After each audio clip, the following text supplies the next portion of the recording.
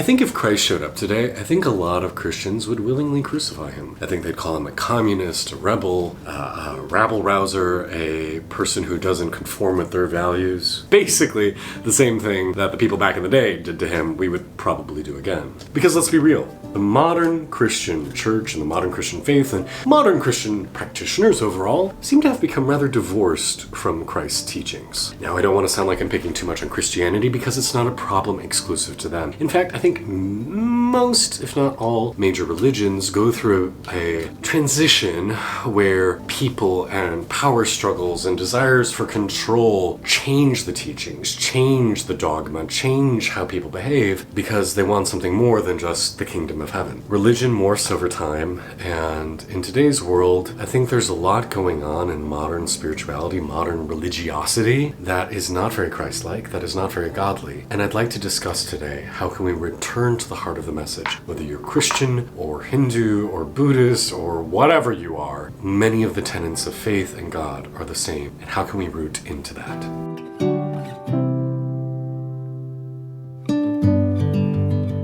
So hello, nice to meet you. I'm Kalen, I'm a spiritual coach. I host this YouTube channel where we explore the intersection of spirituality, meditation, what is it to be a man in today's world, how do we connect with our sex life and sexuality, and how do we live an authentic, integrated life. I've written a couple books on these topics, and I work with people one-on-one around the world, and I have a little canine helper with me today to discuss these topics. So if I haven't already, I maybe have triggered you a little bit, right? And emotional responses maybe come up as I start to ask these questions, but I think they're important questions to ask. So if you're feeling a little heated, take a deep breath, let it go, you're gonna be okay. And I invite us to have an open mind and an open discourse as we explore today. So what would you say are some of the main teachings of Jesus Christ? Based on my own growing up Methodist and my own experience of the church and the Bible, and also doing a quick Google search for what are the main teachings of Christ, because I wanted to make sure I was in accordance with what other people say, we have topics like loving your neighbor like yourself, forgiveness, sharing love because God is love, that the least should be held up as the mightiest,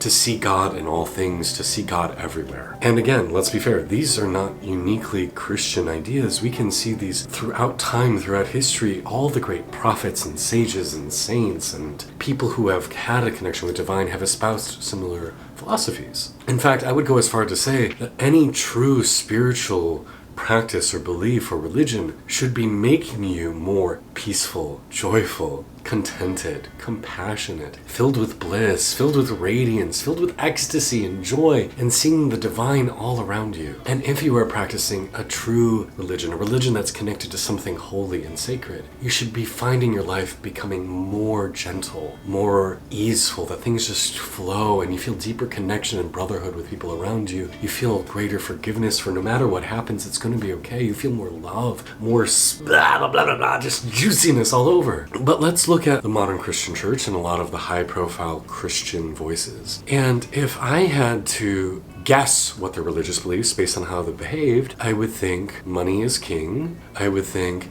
if somebody doesn't treat you well, you should go get an AK-15 and blow their faces off. I would think immigrants and people who are disenfranchised and people who are minority groups we should harden our hearts to them and shove them aside, that we should fight fire with fire, an eye for an eye, that we should not forgive. I think about the story of turn the other cheek, that if someone injures one side of your face, Jesus said you're supposed to give them the other side. Not that we're supposed to be doormats or people can do whatever they want to us, but when someone treats us with unkindness, with violence, we remain with a sense of passivity. We don't get angry. We see the God in them. We understand that they're suffering and that's why we're hurting us. And we don't retaliate because anger just begets more anger. Anger, frustration, rage takes us away from the divine experience. And how many Christians do you see nowadays advocating for peace and tolerance and assuaging anger, that if someone gets violent or angry, we soothe, we calm down, we forgive, we move on? How many Christians nowadays do we see advocating for the betterment of those who are disenfranchised by society, that those who are least among us should get more resources, that we should help the poor, the sick, the needy,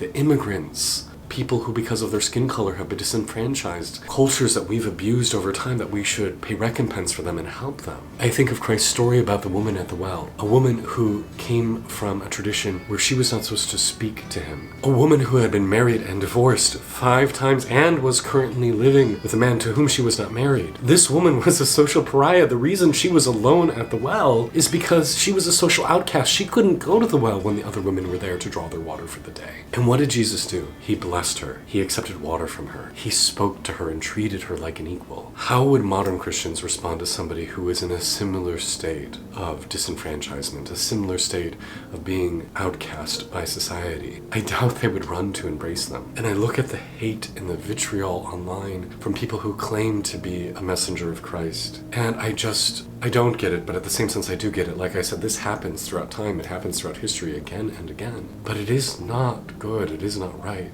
Anyone who claims to be a messenger of God should be increasing those godlike qualities in themselves and around them, that you should feel that presence of peace, love, ecstasy, joy, forgiveness, tolerance, because that is what God is. It is this experience, this feeling, this knowing of divine grace. It is never angry, it is never hateful, it is never rude, it is never violent, it is never evil. And I know this is not a new discovery, but going back throughout history, the Crusades, for example, so much evil has been done in the name of God. And I'm not here to sound righteous. I'm not here to say I'm right and you're wrong. Although in this instance I am right. And I say we all need to look at ourselves, myself included. How can I be better? How can I be more Christ-like? How can I be more forgiving? Because these messages of tolerance and kindness and love are not unique to Jesus. They are taught by every great prophet, every major religion, because it is the essence of God. Love. God is love. It's so simple and yet it is so profound. It is true. This world exists for the joy of creation. It is a gift to be here, and it is a gift to interact with others. And so how can we all do better? How can we, in every interaction we have in person and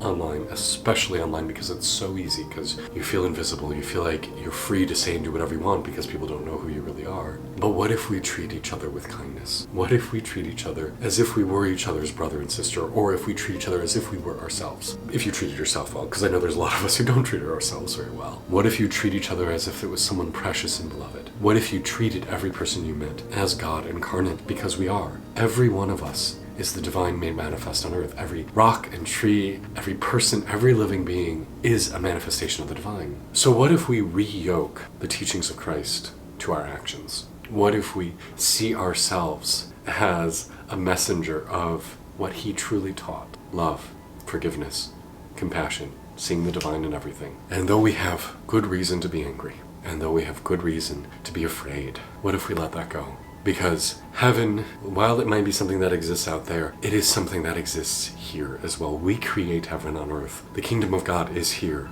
depending on how you live it. And so too is hell. You create your own heaven or your own hell based on the choices you make and how you live. And I can say personally, as I've worked to unite my consciousness with these higher qualities, my life has blossomed into something wonderful. And it didn't used to be. It used to be a total hellscape where I lived in fear and anger all the time. I lived in my own personal hell, and I know what that's like. And I also know that it's possible to climb out of it. So I'm not going to say it's easy, but we can all individually make the choice to speak with kindness, to act with love, to see the best in everybody's actions and intentions. And instead of responding in anger and hate, turn the other cheek and give them a hug, even if they don't deserve it, especially if they don't deserve it. It's a simple practice, but one that I teach often. Bless your enemies. Every person who you feel discomfort with, hatred with, anger with, everyone who's hurt you, pray for them, bless them, send them light and abundance and well wishes. Because the truth is, most people hurt others because they're hurting themselves. If they weren't in pain, they wouldn't desire to cause pain elsewhere. And so they are most in need of your well wishes, your prayers, and your blessings. If this made you angry, I'm sorry. And if this inspired you, I'm glad. May you be blessed, may you be well, and may you know your divine worth.